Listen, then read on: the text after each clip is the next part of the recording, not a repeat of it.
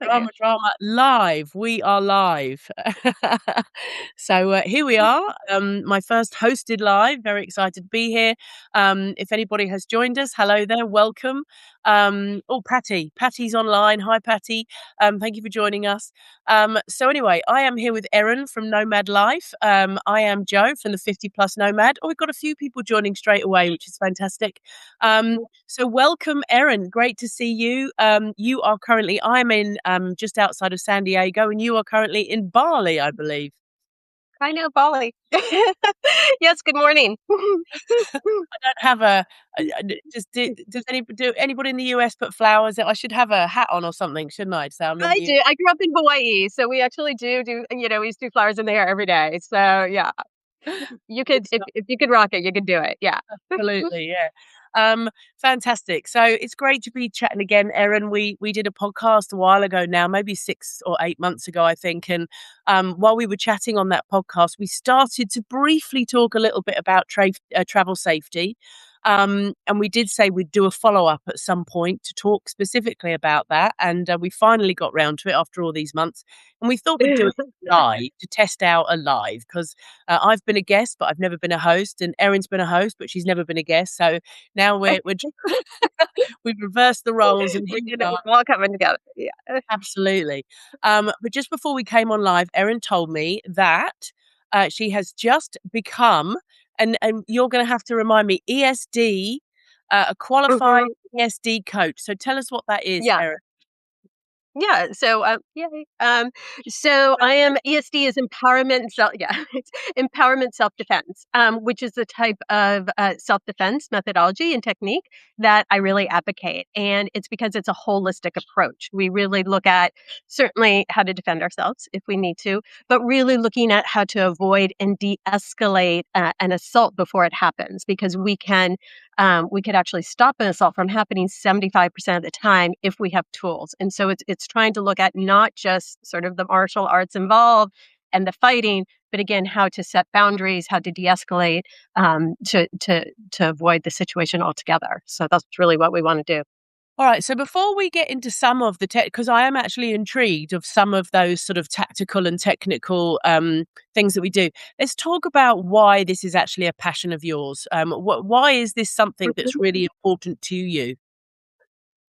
Yeah, it is, and it's becoming even more and more important to me as I continue to travel. So I've been a nomad for so I'm Erin. I'm founder and host of Nomad Life, and I've been a nomad for 15 years, so for a long time. And I started my nomad journey with a 2-year trip around the world. So it's 2 years, more than 60 countries, volunteering with humanitarian organizations, and I went solo and was doing a lot of public transportation back into Zambia and the jungles of Honduras and the Middle East and all of that. And I knew I was going to be far away and out on my own. And so before I went on this big kind of epic adventure that was amazing, I decided to gift myself this empowerment self defense class. And I have to say, it is one of the most impactful things I've ever done. And there is not one day that goes by, not one day where I do not think about what I learned in that class. And that's been for 15 years. Like, it's really changed the way I interact with the world. And more importantly, how confident I am to go out and continue to explore. So I feel very prepared, but I don't feel scared. And I think that's really essential as we get out and travel the world. Yeah, absolutely. And I'm quite intrigued actually by it. And is it something that you can do online? Is this something you can, or do you have to actually go to a physical class? No. So I just this weekend in preparation, I just launched my first personal travel safety page where it provides all the resources. So they have ESD instructors all around the world. There's a certification, a professional organization that certifies ESD instructors. That's the class I took, is to become an instructor.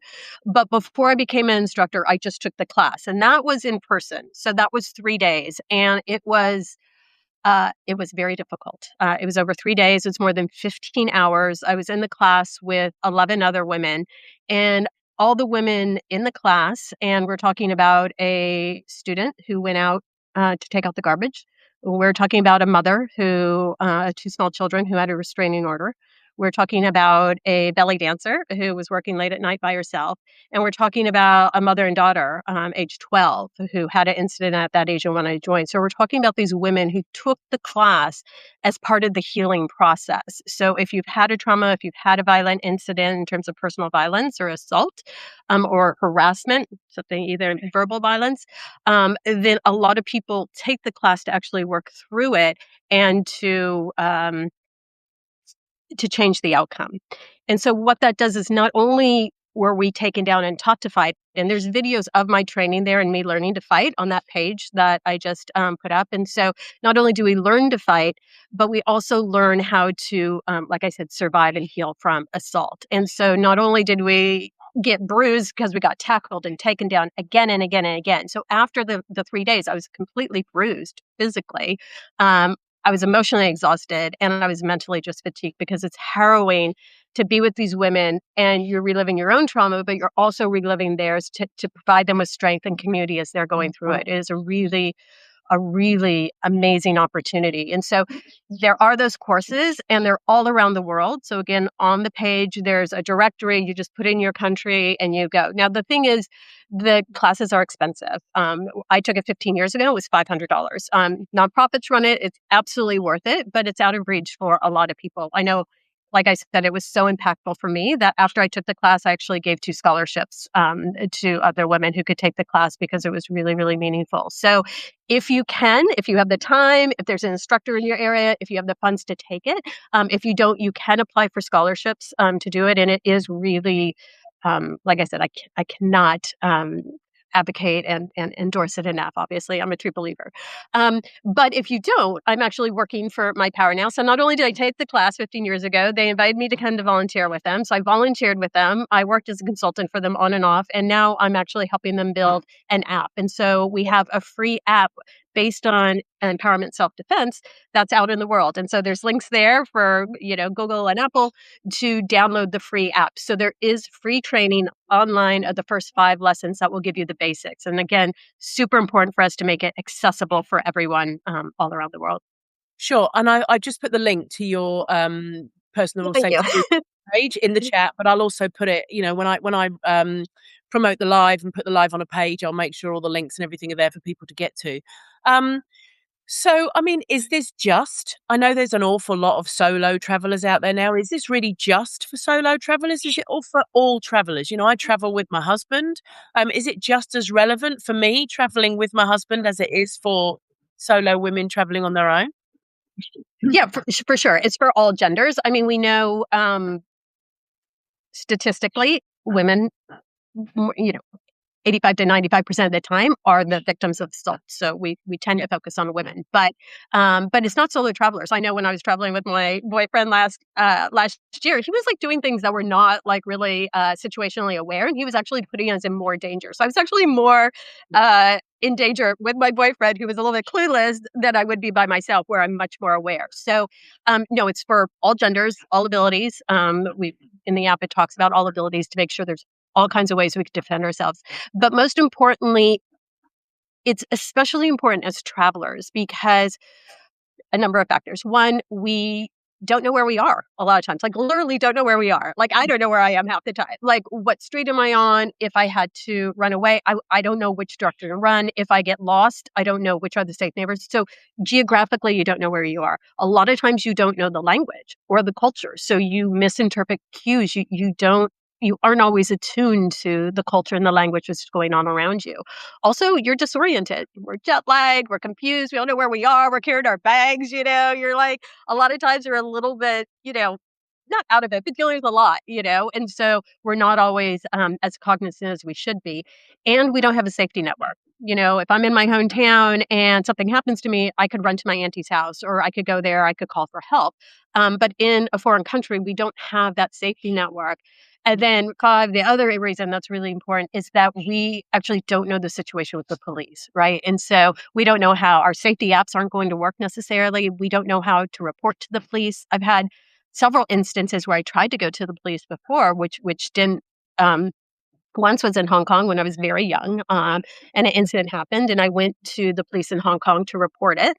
as I thought I should, and they're like, you don't report to us, you report to your embassy. Well, at the time I was a student in graduate school and I was worried about my student visa, so I didn't report it to the embassy. So I didn't get the help and I didn't report that I needed because of my visa status, right? I just didn't know. Again, I was very young and I didn't know what would happen, and I was afraid to mess up any sort of visa process I had in the Yeah. works. And so also in Egypt, it happened. I was traveling with my friend, Indy. We were driving around and somebody was chasing us in a car and she was taking like crazy evasive moves. I was like, Indy, just go to the police. Like in America, if somebody's following me, I would go to a police station if I was in my hometown, or I would go to a lit up store like a 7-Eleven or something like that, And she goes, I think those are the police. I was like, okay, so I'm out of my element here. Like, I don't, the fact that we're being chased for somebody and Angie actually thinks it's the police that's chasing us is outside my realm of what I'm accustomed to. And so there's just a lot of factors that make travelers sometimes even more susceptible Yeah. to assault. So that's why I'm really focused. And obviously, I live as a nomad. So all these factors apply to me at all times. So, yeah. Gosh, I've got a lot of questions. I'd just say to anybody who's here live, if you have any questions, do please post them. I can see the live chat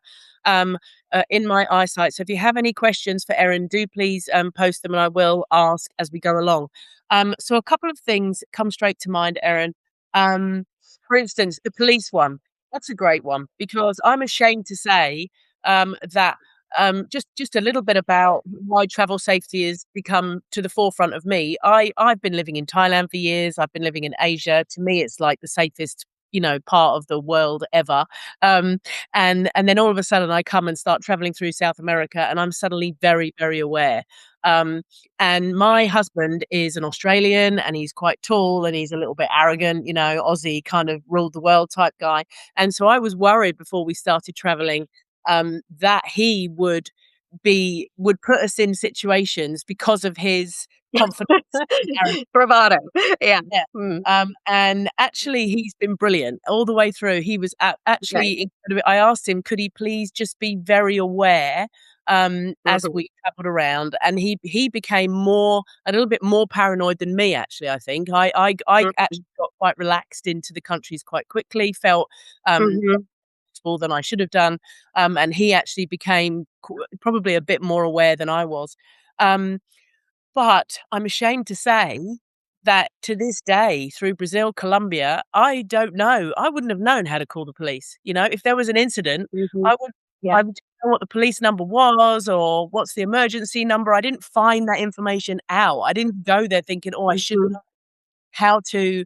And when we were in San Jose in Costa Rica, we were walking down the road and he had his backpack on his back, a very silly rookie mistake, had his backpack on his back, had his phone in the pocket on his backpack, suddenly felt somebody unzipping his backpack, whirled Mhm. around, the phone clattered to the floor. The two people that were trying to rob him, well, one of them ran off, a lady went into the shop, and he shouted at me, call the police.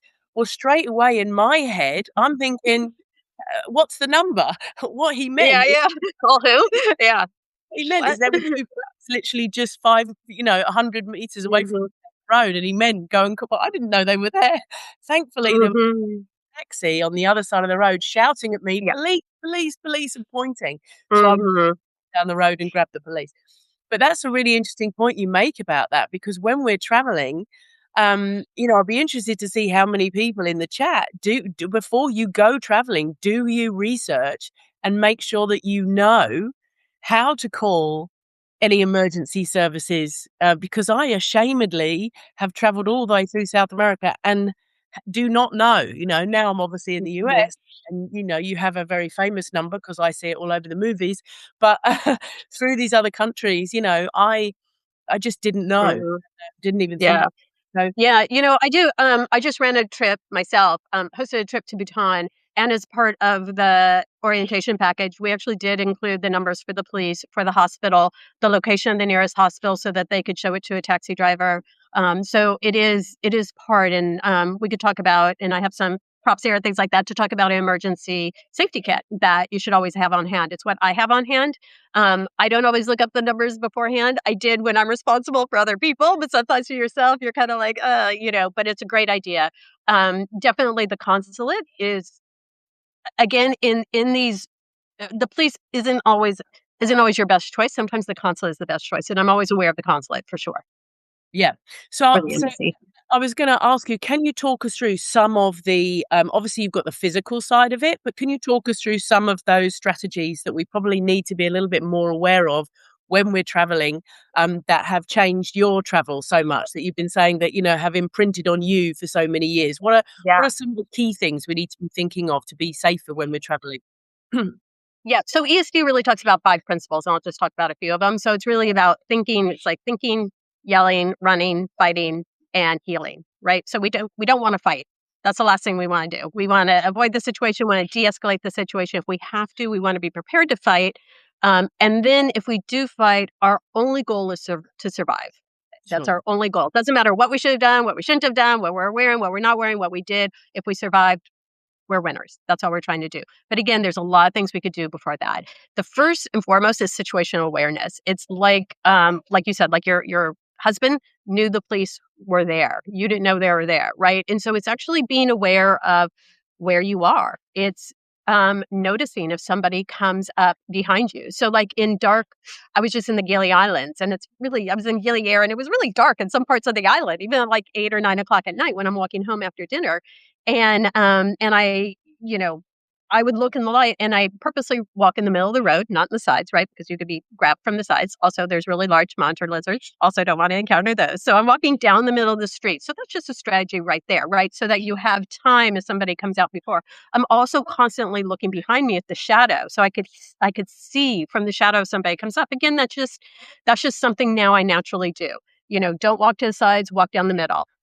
Be aware if you could see or pay attention to hearing somebody come up behind you. So it's just being aware, and it's always knowing how to escape a situation. Like, unfortunately, because I'm American, every time I go anywhere, the level of violence in our country, it's one of the reasons I'm no longer living in America, is that anytime you walk into a grocery store, a yoga studio, a movie theater, you're constantly looking for the exits. What are you going to do if there's a shooter situation? Where are the exits? Where would I hide? And I do that now. Again, almost everywhere I go. As soon as I sit down at a restaurant, I look for the exits. So I know how to protect myself if I need to. So there's a lot you could do with just situational awareness, and it gets better and easier as you do it. It becomes such second nature. So you're not really feeling paranoid. You're just like, no, you're walking down, you're noticing, you're paying attention. So I think that's first and foremost. Also, paying attention to your intuition. Like a lot of times as women, we dismiss our intuition, right? Like if we're feeling uncomfortable, that is our body telling us that it detects some danger, right? So our mind hasn't quite caught up to our body, but our body knows. Like, so for instance, if I'm talking to somebody and they're leaning too close, they're getting a little too close to me, or they're staring at my chest a little bit too long, my body's going to react. I'm going to feel uncomfortable. And it's very, very important for me to honor that, to acknowledge that, and then to say something and react. So I just kind of go, hey, I feel uncomfortable. Can you back up? Something like that. Very clearly state a boundary. And normally, if you do that, I usually put up my hands, kind of a universal sign of no, back up. And it's also to protect myself. We'll talk about it in a minute while your hands are up. But just kind of say, hey, I feel uncomfortable. Can you back up? Will you back up? And most of the times they'll be like, of course. Or like, oh, yeah, sorry, didn't mean to. Like that's normally. Now, if that's not the case, then you are in a situation where you might need to protect yourself and you're paying attention, right? And so you want to give a very verbal and very clear and strong response like that. And that's something you practice. And so let's say in that instance where they don't back up, you get louder, your voice gets stronger, and you're like, back up, right? You give a very clear direction to them to back up. And at this point, they must back up. And if they don't back up, then you're prepared to engage if you need to protect yourself and to fight. And so after that second backup, if they don't, again, I have my hands up at this point, and it's there for a couple of reasons. At this point, you can't see me; I'm sitting down.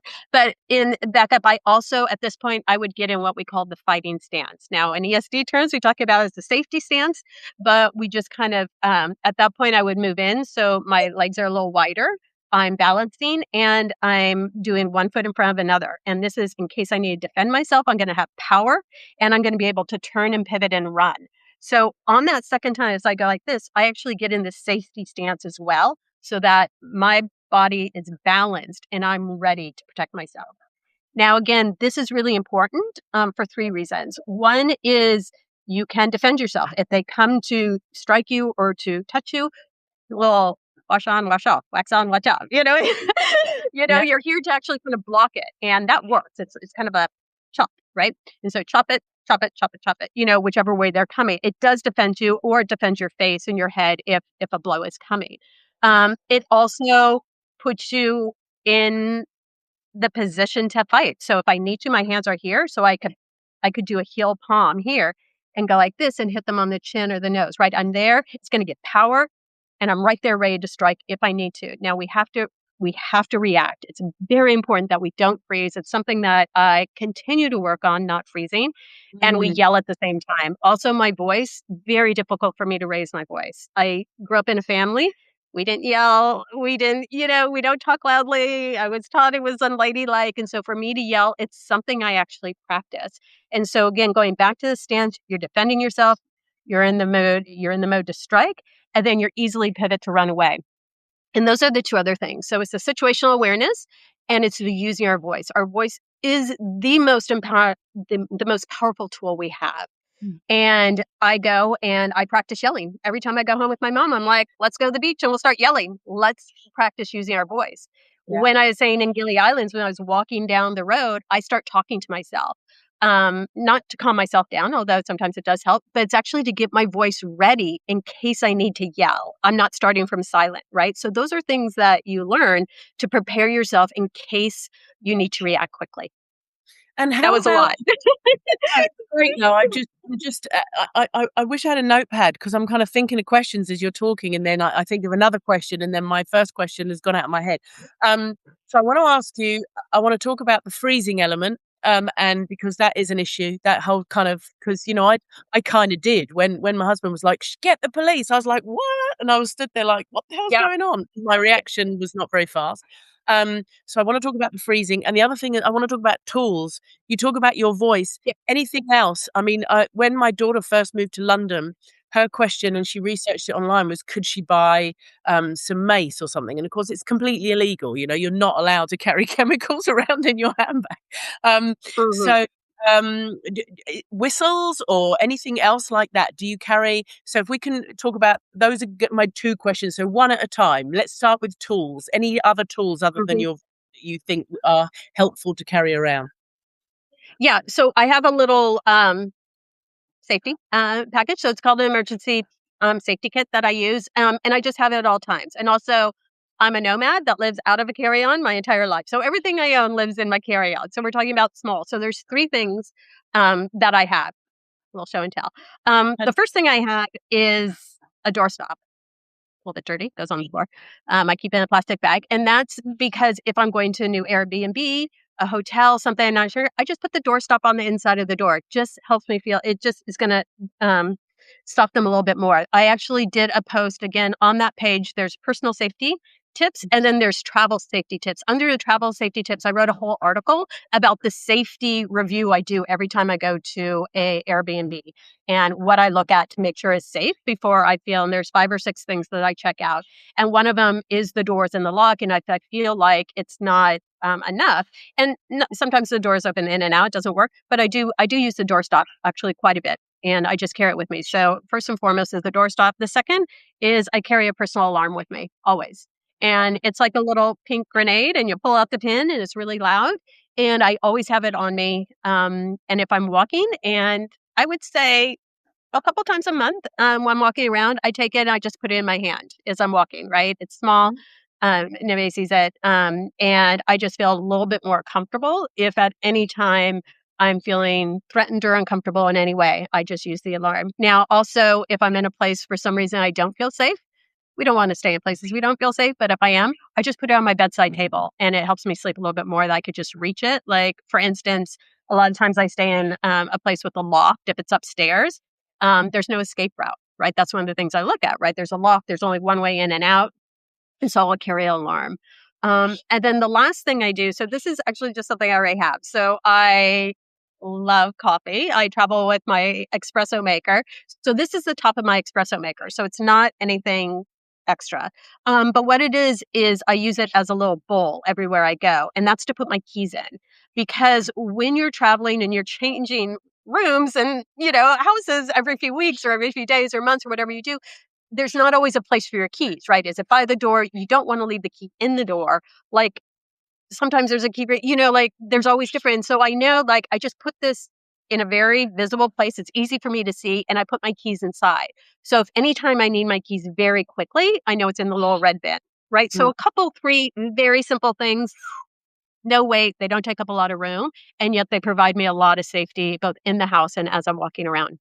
sure. The personal alarm, yeah, and silly me, I bought my daughter a little one when she went, but I don't think she used it. I think it's in a drawer in her student dorm, and that's it. She's, but Yeah. that's a great idea. I really like that, and the fact that and the finding your keys quickly as well, very good.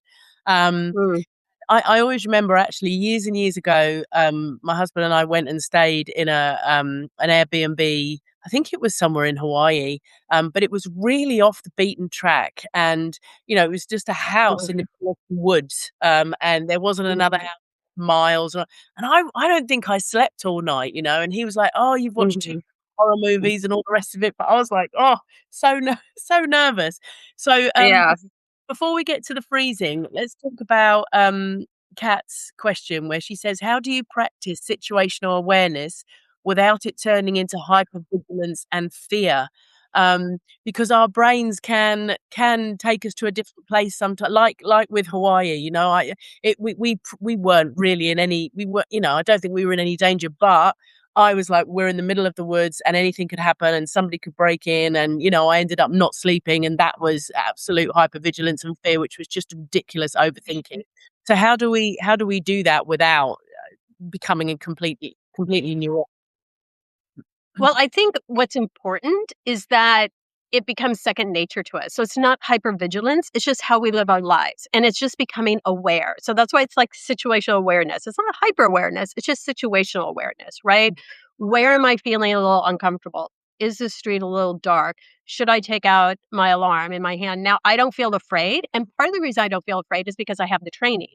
I know because I have been in incidents in 5 continents around the world where I've had to deploy my ESD training. And I have been able in each of those times either avoid or de-escalate an assault that was likely to happen. And so I know that I can most likely de-escalate a situation. So I think having that confidence. So that's why I think it's so important to have these tools just because you're more confident. And because you're more confident, you're presenting as more confident. You're Mm, walking straighter, going down. And so you're actually less likely to be attacked anyway because you're not looking like a victim. And the first thing I'm going to do is start backing up, giving them a very clear message, raising my voice. People are looking for, attackers are looking for easy victims. mm, If I'm like getting in a stance and I'm raising my voice and I'm causing a commotion, this is not somebody they want to deal with. They're gonna go choose another target. So just taking the training is why it's so why people take the free training. It's going to make you less likely to be attacked and give you the confidence that if something happens, you could deal with the situation. And that's what you want. You don't, you know, I still travel around the world. I still travel, I just took a road trip around Saudi Arabia. Like I still traveled to off the beaten path. I was just in Tajikistan by myself hiking, so I still go everywhere. And but I'm, cognizant of what could go wrong and prepared. But it doesn't stop me from enjoying travel or my life. So and I guess that preparedness is the answer to the freezing situation as well, because in my head, I'm like, "Oh my goodness, if something actually happened, am I going to be able to deploy the skills to be able to or am I just gonna stand there and go, 'Oh my god, what the hell is happening?' and totally freeze?" And I guess being prepared is the answer to that that's situation. why you practice. Like practicing is really important. Like even with this training I took, I learned a couple.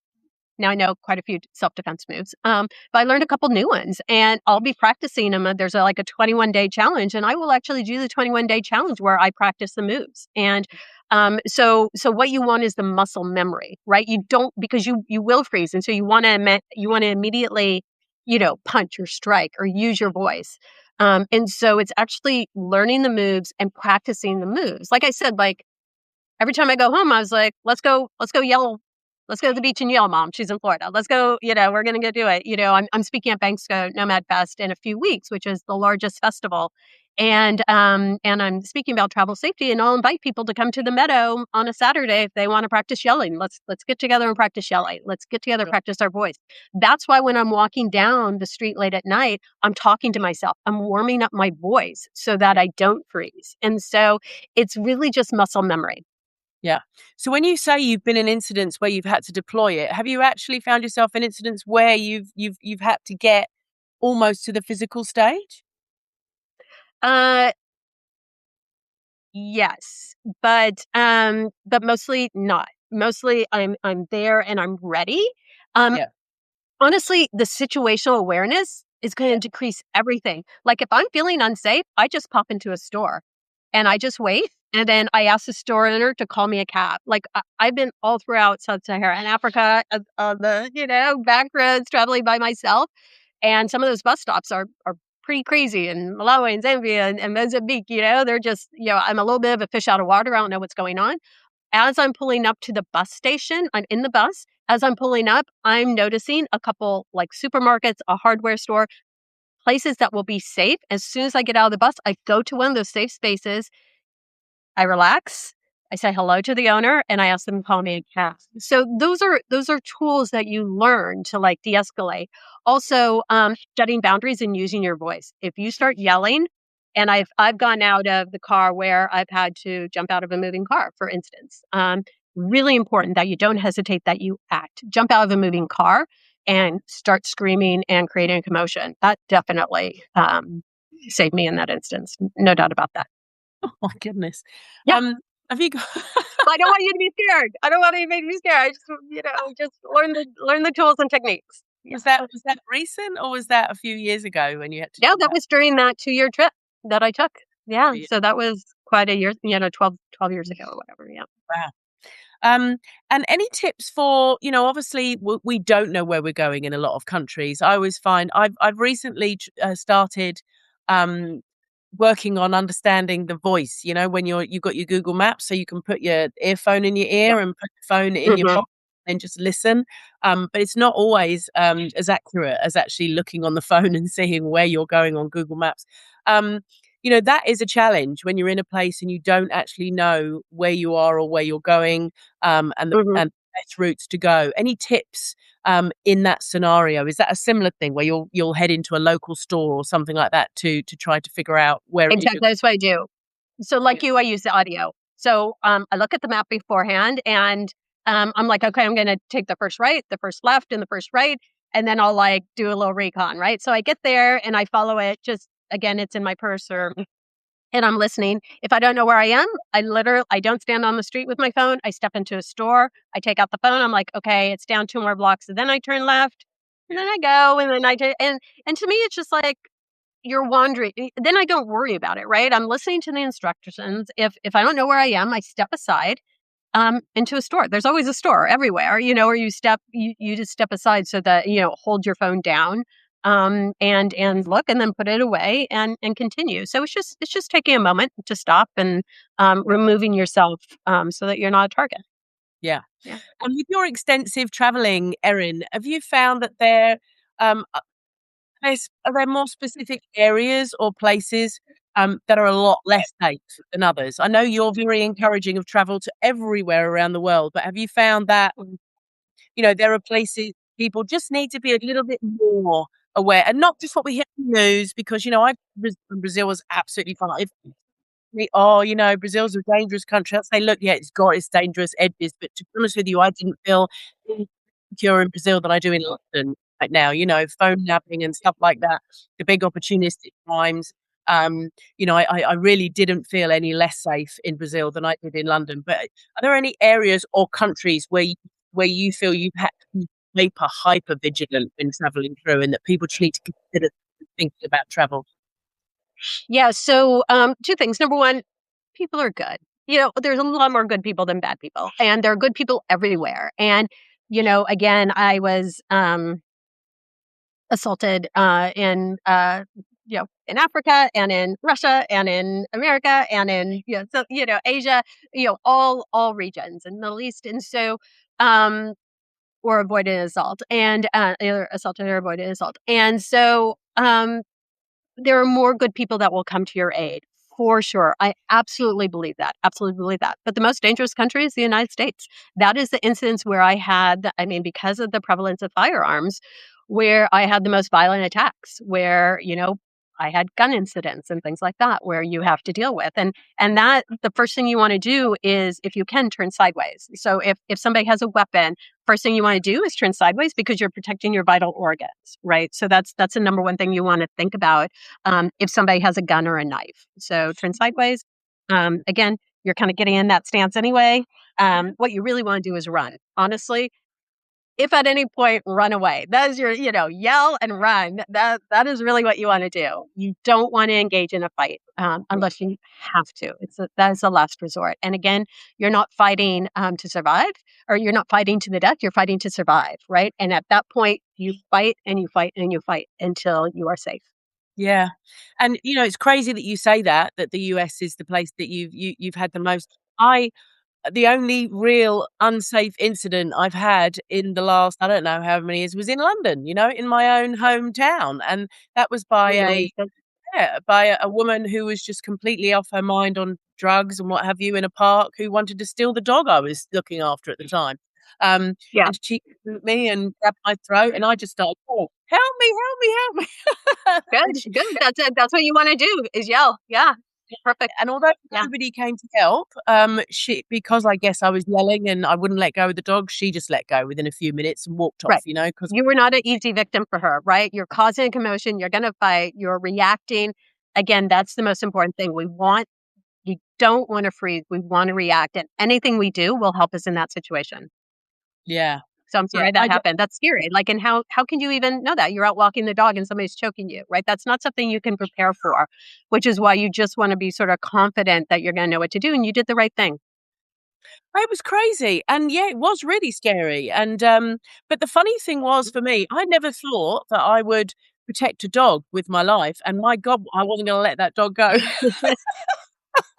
He was gorgeous. Well, it's sort of the instinct, keep the puppy safe. Yeah. The Yeah. funny Yeah. thing is actually is that, like a few days beforehand, I'd seen all these signs up over the park of a missing dog, and I'd started to talk to people, and they were saying that apparently the local homeless people were stealing the dogs in order to, take them on the streets to get more money for drugs and stuff like that. So I had that in my head. So when people were trying to Mhm. take the dog, what was going through my mind was, over my dead body, are you putting this gorgeous little boy on the streets of London? Yeah, yeah, it's funny. That's a nice maternal instinct. I don't know if it'd be over your dead body, but definitely nice of you to fight back. And again, you did the right thing, which is basically you weren't going to make it easy, right? And you were situationally aware, like you had noticed the signs, you had talked to people in the community. Again, that's like actually becoming situationally aware of where you were, and so that when something happened, it wasn't. I mean, you were surprised, but it wasn't completely out of the blue. Like you said, it's sort of like, oh yes, this person Yeah, wants the dog. yeah. But I will tell you this, and I think this is really important about that whole situational awareness thing. I actually wasn't, because I saw her screaming at the bench. And at that point, I should have turned and walked in the other direction. But with my nothing's going to happen to me mind, I thought I'll be fine. We'll just walk past her.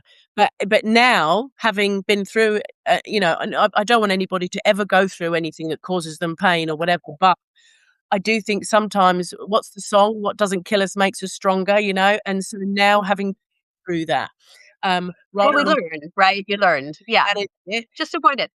I think that's a really big thing for Yeah. people listening to this. You don't have to prove anything to anybody ever. You If don't you want to fight. Nobody wants to fight. Nobody's nobody's a kung fu expert here. Like, we're not martial artists, right? That's why I said more than 75% of assaults stop with our voice. If we Mm, just use our voice, mm, and set a clear boundary, avoid the situation completely. Like in that instance, that's why I say, like, I have a lot less instance. I'm not, I'm always aware, but again, I have the alarm. I'm walking down the middle of the street. I'm warming up my voice if I have to use it. These are things now I just do automatically. And I don't feel like it's impacting my life. I'm still going out to dinner. I'm still walking home. It's still dark. And I'm still enjoying, sunset at the beach with everybody else. And that's important to me, is to get out and enjoy our big, beautiful world. Absolutely. And if you feel uncomfortable anywhere, that's just turn around. Don't do it. You don't have to prove yourself to anybody. One of the Yeah. pieces of advice we got in Colombia, actually, when we were in Bogotá, was if you walk down the street and there are no women and children in the street, just look around you and ask yourself, do I want to walk down that street? Because there are, some streets you don't want to walk down. And if there are literally no women and children around and you feel a little bit uncomfortable, just turn around and walk away. And maybe a few years ago, I would have thought, no, I can do it. But now I'm like, no, I don't. I'm not proving myself Why? to Why? be. Why do it? Yeah. And again, listen to that intuition. Mm, That's telling you, so that is your body reacting to something that could potentially be dangerous. So if you look and you feel a little bit uneasy, or you're like, should I, shouldn't I? No, don't mm, do it. Turn around, go into a shop, call a cab, you know, go to another restaurant, and leave that one for lunchtime or something else. It's like it's easier to avoid incidents than you think. You just like, I don't know about this. mm. Let's take a look. That's all it is. Yeah. Absolutely. Yeah. All right. Well, look, we're coming up on three-quarters of an hour here. So, has anybody got any questions before we go? So, I will post the links to your personal safety resources page, Erin, and also your travel safety tips and tools as well. Let me just grab that link now for everybody. But I will post this when I post the live as well. If anybody's got any questions, do please ask away. I know it's quite a complex topic, isn't it? Yeah. How to stay safe when we're traveling. Um, Erin, have you got any notes or anything you'd love to just leave with the people who've joined us live today? Any final? Kat has said, "Will you be leading in-person workshops?" Or actually, can you do any of these workshops online as well? Can you run any of these workshops? I know the physical bit is a bit more difficult, but the actual training Uh-huh. and everything online for people. Yeah. I'm not going to do it. Like I'm trained to do it. It's not something I'm going to do right now. Yeah. I'm building the app that's free for people. That's how I'm contributing, to it. And I'm out there speaking, and I want to raise awareness. But I want, there are a lot of coaches out there all around the world. There's online. I did my training online over the weekend. There's online training. There's a free app, so you have it in your phone. So anytime that you kind of feel, I don't know, in the back of the cab, what's going on, just pull up the app in your phone and it'll like work as a refresher for you. So there's a lot of resources out there. So my role right now, I feel, is to bring awareness to the issue and point you to the resources that already exist. Yeah. Yeah. Fantastic. But Well, thanks, Kat, thank you. for asking. Thank you so much, Erin, for joining us today. It's been really enlightening. And yeah, for me personally, now perpetually traveling around the world, it is something that's on my mind, and it is something that I've had to think more about in the last few months. So I shall definitely be having a look at the ESD and thinking about all of those skills, because I think just learning and preparing yourself for those situations is super important. They have a chapter in LA right where you are, actually. So you could go and take a class in the next week, probably. Oh, wow. Okay. I shall look into that then. Thank you very much. Yeah. Um, Thank you, everybody, for joining us. If you do have any further questions for Erin, if you think of anything after this, then when I post the live, just send questions across. We're happy to answer them, and have a Okay. fantastic Monday, whatever you're doing, and the rest of the week. Yeah. Erin, enjoy Happy Bali. Tuesday. Tuesday already in Bali. Of course it is. Yeah. Well, enjoy. Thanks, everyone. Of Thank you very much for joining us. It's been great. course. Thank you. All right. Take care, guys. Bye bye.